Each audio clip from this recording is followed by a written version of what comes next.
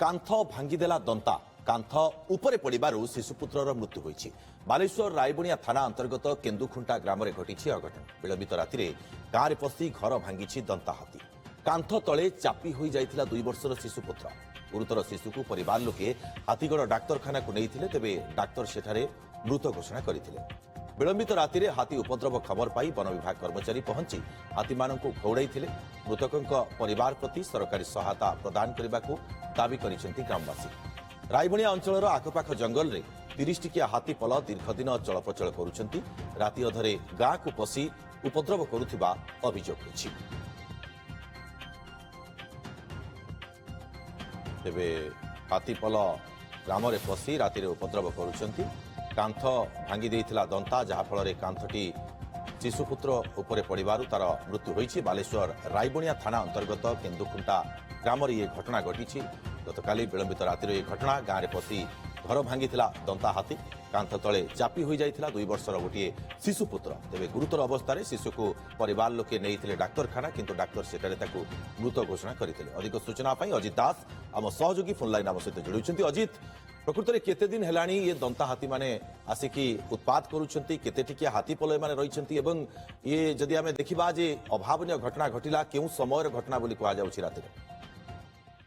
देखो गोटे 30 टिकिया हाथी दल दीर्घ 4 ରୁ 5 दिन धरी रायबनिया और मयूरभंज अंचल से यातायात करुले। हठात काली विलंबित राति आनुमानिक गोटाए समय कि गोटे दंता हाथी बालेश्वर जिला रायबनिया थाना केन्दुखुंटा ग्राम में आसी एक जैनक घरे आक्रमण करथिला एवं कांथटा को भांगिया चेष्टा करथिला किंतु परिवार लोक समस्त पड़े जाइथिले। मात्र 2 वर्षर पिला मशारी भितर रही जाइथिले।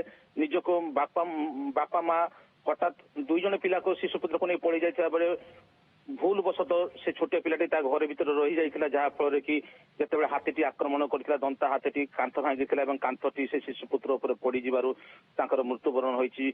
जहाँ परिवार लोक अभियोग करछन्ती एवं वन विभाग मध्य घटनास्थल में पहुंची हाथीटी की घोड़ाइया पई चेष्टा करुछि एवं वर्तमान आम पाखरे जहाँ सूचना अछि स्थानीय अंचल से हाथीटी रहिछि। मात्र जेतेबेले ताको तेबे अजित, ये घटना घटिबा परे ग्राम में केमिति आतंक खेली जाइछि वर्तमान समय?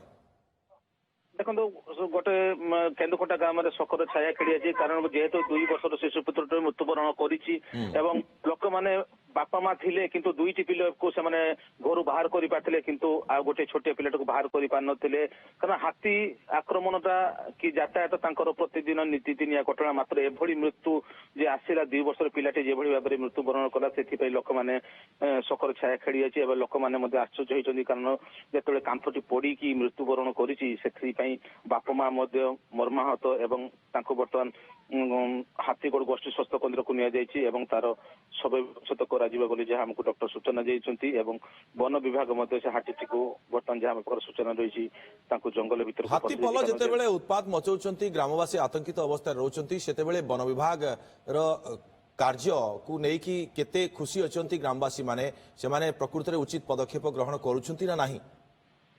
देखो वन विभाग तांकर कर्मचारी माने दिन राति से काम करुछन्ति एवं राति रे मध्ये पहरा दउछन्ति। मात्र जेहेतु ओडिशा पश्चिमबंग सीमांत एवं मयूरभंज जिला सीमांत हाथी केतेबेले पश्चिमबंग जाउछि केतेबेले मयूरभंज जाउछि केतेबेले बालेश्वर जिला को आछि तार सठिक तथ्य से जंगल रहउछन्ति दिन रे।